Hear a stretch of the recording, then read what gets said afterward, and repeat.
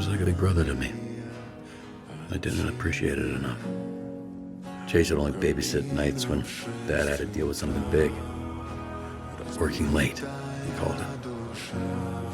It was fine being alone, but I'd still ask to have him watch me because I could guilt trip him into buying me shit. He never said no. I made him run a lot back then.